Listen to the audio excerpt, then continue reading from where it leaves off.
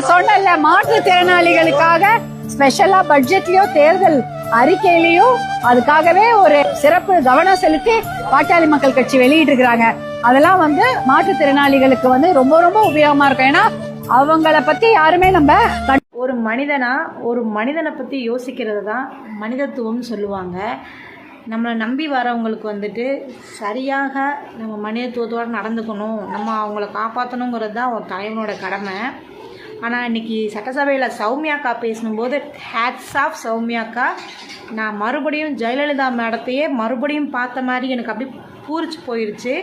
ஒருத்தவங்களோட கஷ்டத்தை அவங்க எப்படி அவங்க இடத்துல இருந்து இறங்கி யோசிச்சு நீங்கள் பேசுகிறீங்க. நீங்கள் சொன்ன மாதிரி ஊனமுற்றோர்களை யாருமே கண்டுக்கிறது இல்லைக்கா, அவங்கள மனுஷங்களாக கூட மதிக்கிறது இல்லைங்கக்கா. ஃபஸ்ட்டு ஒரு ப்ரைவேட் கம்பெனிக்கு போய் ஜாப் கேட்டோம்னா ஊனமுற்றோராக இருந்தாங்கன்னா அவங்கள பார்க்குற பார்வையே வேறு விதமாக இருக்கும். அவங்களுக்கு 1000 டேலண்ட் இருந்தாலும் சரி, உன்னால் முடியுமாங்கிற கேள்வி தான் ஃபஸ்ட்டு வருது சௌமியாக்கா. மற்றவங்களுக்கு செய்கிறத விட ஊனமற்றவங்களுக்கு அதிகமாக செய்யணும்.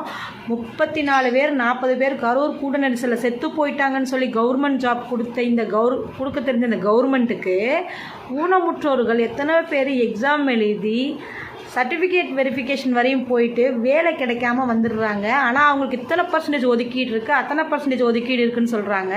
ஆனால் அதுக்கான பெனிஃபிட்டை ஊனமுற்றோர் அடையிறதே கிடையாது. இதை பற்றி நான் ஏற்கனவே பல முறை வீடியோ போட்டாக்கா. ஆனால் என் மனசில் என்ன இருக்கோ, என்னோடய ஆதங்கம் என்னவோ அதை நீங்கள் கரெக்டாக பேசுனீங்கக்கா. எனக்கு ரொம்ப சந்தோஷமாக இருக்குது. ஆனால் ரொம்ப வருத்தப்படுறேன்க்கா. நீங்கள் வந்திருக்கலாம்க்கா எங்களுக்காக. ரொம்ப இன்றைக்கி விஜயண்ணாவோட கையில் தான் எங்களோட ஊனமுற்றோரோட துறை இருக்குது.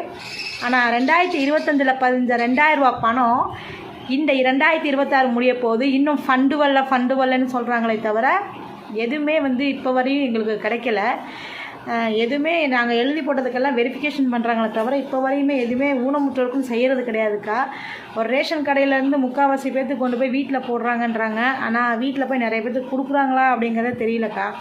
ஊனமுற்றவங்கள மனுஷங்களாக கூட மதிக்கிறது இல்லைக்கா. நீங்கள் எங்களுக்காக பேசினதுக்காக என்ன